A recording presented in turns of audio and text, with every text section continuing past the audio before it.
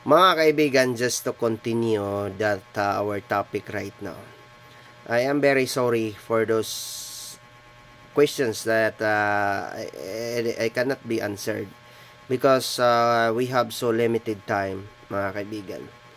And we need to be select of those questions who are very need to be answered, mga kaibigan.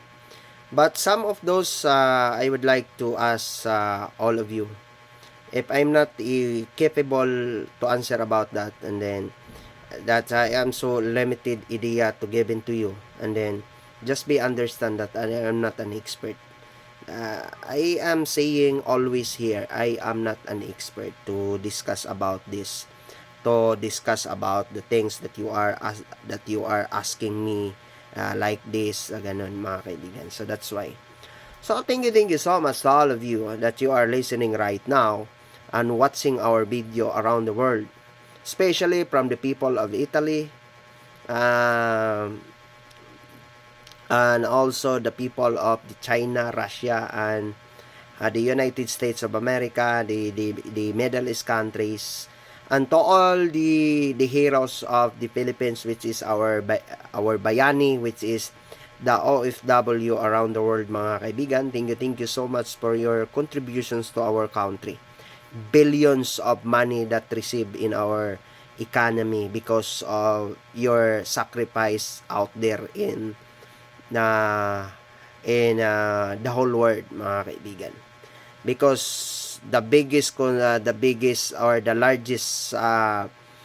uh, the largest liberal countries given throughout the world, mga kaibigan, is from here in the Philippines. So thank you so much for that, mga kaibigan. That I would like to ask to all of you, I am very sorry once again that I am not an expert and I have so limited idea here. But I am here, mga kaibigan, regarding for these questions that you are raised based on my idea that I was being buried the box and many others out there. What is if your partner was like for example sumakabilang buhay or namamatay? How many days that you are allowed to be having this engagement to others? So, according to my readings, if I am not mistaken, mga kaibigan, if I am not mistaken, it's all about a 120 days. 120 days in order to be answer that, mga kaibigan.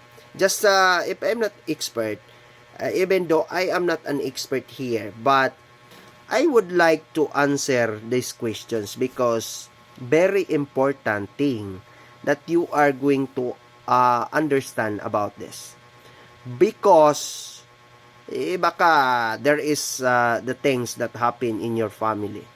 And there is one of the children who are or the offsprings of yours to get angry with you because that you do not know that kinds of law, mga kaibigan. That is if I'm not mistaken was under by the family code, no, mga kaibigan. Just read it. I am not one of those expert about this. And also, mga kaibigan, just followed here right now after this, mga kaibigan, I would like to discuss also about the land in order for us to continue, mga kaibigan. But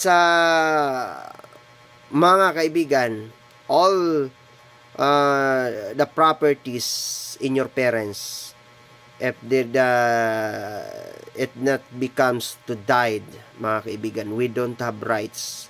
All the children's, wala ho tayong karapatan, mga kaibigan. That is mentioned in Article 77 of the Civil Code. Just read it.